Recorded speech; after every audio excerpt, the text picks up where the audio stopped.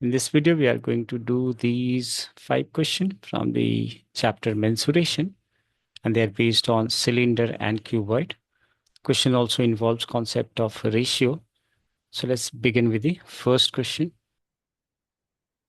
In this question, it says the dimension of a brick are these, and it says how many bricks. So the number of bricks is what we are required to find out to make a wall whose dimensions are given.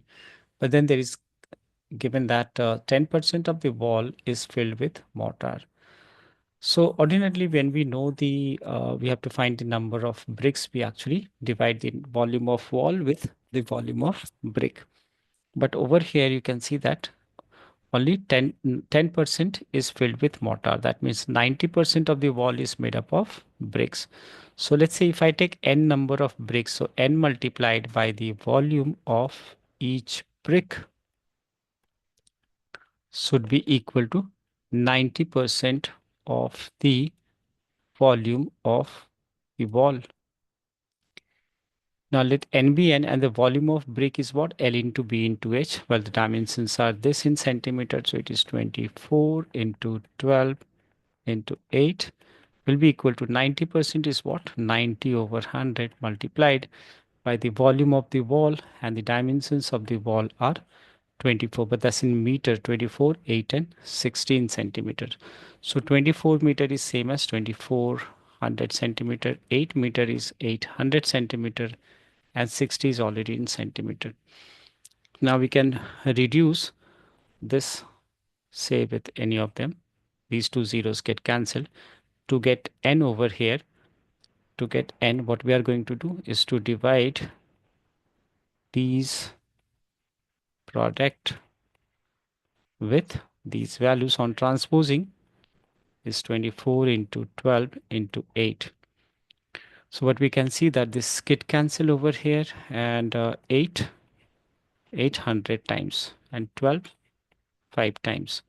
So now we have to get the numbers of bricks, which is 5 into 9 is how much? 45, followed by 3 more zeros, 2 for this and 1 for this. So we'll say that we need 45,000 bricks will be needed to build this wall. In this question, it says the radii of two cylinders are in the ratio 2:3. So let's say if I take R1 be the radius of first and the R2 be the radius of the other, is given as 2/3. That is 2:3 only. And their heights are in the ratio 5:3. So even we know the ratio of their height. Let's say H1 for the original, H2 for the later, it is 5/3. And what we have to find out here is the ratio of their volume. That means we need to get V1 over V2. V1 over V2 is what we have to find out. So volume of a cylinder is what? Pi r square h. So I should say for the first cylinder it should be pi r1 square h1, and for the second it is pi r2 square h2. So we can see that this pi get cancelled. That results to give you V1 over V2 as what? R1 over R2 the whole square, that multiplied by H1 over H2. Now what is the value of R1 over R2? This is 2/3.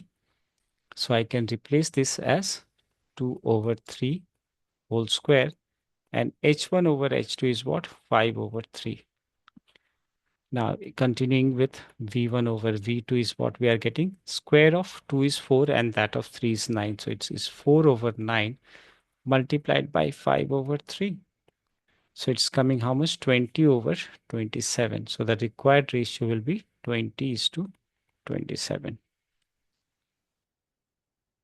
In this question, it says that if the radius of a cylinder is doubled and the height is halved, and what we have to find out is the ratio between the new curved surface area and that of the previous curved surface area of the cylinder.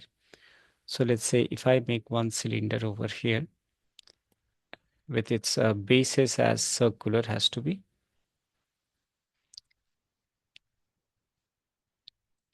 Now I made their bases as circular, and the radius, let's say I took radius as r over here. This is the original cylinder and the height is h. Now they're asking to bring some changes on this, and in this case, the radius is being doubled. So in this case, we need to increase the radius over here. So that means I'm increasing the radius, doubling the radius, and the height is halved over here. Right? Radius is doubled and height is halved. So what I can say about the radius of this new cylinder, say R dash, should be what? Half doubled, right? Double the original. And if I talk about the height of this cylinder, it is half of the original. So that is h over 2. Now, once we have obtained the dimensions of this symbolically, we are going to find the ratio. And the ratio here is for the curved surface area. So now I can take as the ratio, say, if I use S dash for the new one, because they asked first is new and then the original. So S over S dash. So S dash is what? Curved surface area should be what? 2 pi R dash H dash. And for the other, it should be 2 pi R H. Check here, 2 pi and 2 pi get cancelled. So I can write this as what? The next one. I can write this as R dash over R.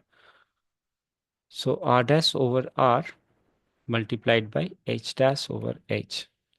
Now, if I ask you what is the relation between R dash over R over here, you can see that this is 2:1, right? From here, you can see R dash over R is 2:1. This divided by this is 2:1. 2:1. And this is H dash over H. Let me show you.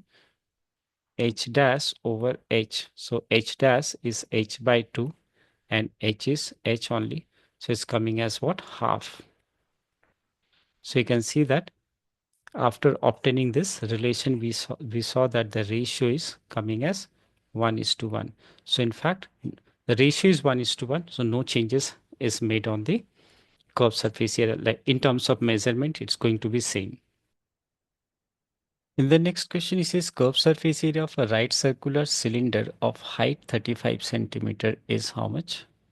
Is given as 121 centimeter square, and what we have to find out is the radius of the base. So clearly it is directly based on the formula. We know that curved surface area of a cylinder is 2 pi RH. Now we know the value of its curved surface area and the height. So I can replace, or I can write 2 pi RH as it is equal to 121. Replacing pi with 22 over 7, and the radius is what we have to find out, and the height is mentioned as 35. This is the height given as 35, which is equal to 121. Further, we can reduce this. This is 7, 1 times 7, 5 times is divisible. Now on transposing the number to the other side, as you can see that here, in order to find the radius, we have to divide it by whatever we get over here. And we have to find the radius, right? They are in centimeter square only. So this is coming as what? This is 5 into 2, that is 10, 10 into 22. So we may write over here as 10 multiplied by 22. Now this can further be reduced. This is 11, 11 times and 11 2 times. So as a result, we got radius as 11 over 20. So now if I divide 11 with 20, we should get how much? 0.55 centimeter. That should be the answer. In the first question, it says how many bricks each of dimension 25 by 15 by 8 centimeters. So this is the dimension of the brick which is required to make a wall, and the dimensions of the wall is given as 32 meter long, 3 meter high, and 40 centimeter thick. So what you should know that here the number of bricks is what we have to find out. So number of bricks can be obtained as the volume of the wall that divided by volume of each brick. So volume of wall, as you can see that it is length into breadth into height, so which is cuboidal, right? So length is 32, but then you have to see that they are of different units. So let's say write in the lower unit, that is centimeter. So what I'm going to write here, the volume of this wall in terms of centimeter.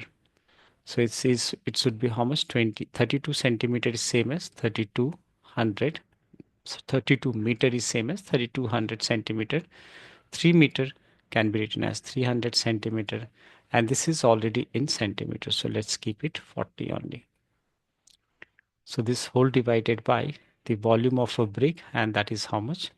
25 into 15 into 8. Yeah, we can reduce it. This is 8, 5 times 5, 3 times 300 times, and 25 4 times. So it is 3200 into 4. So this is two zeros, this is 8, and this is 12. So therefore we'll say that the number of bricks needed is 12800. That is 12,800 bricks will be needed to make this wall.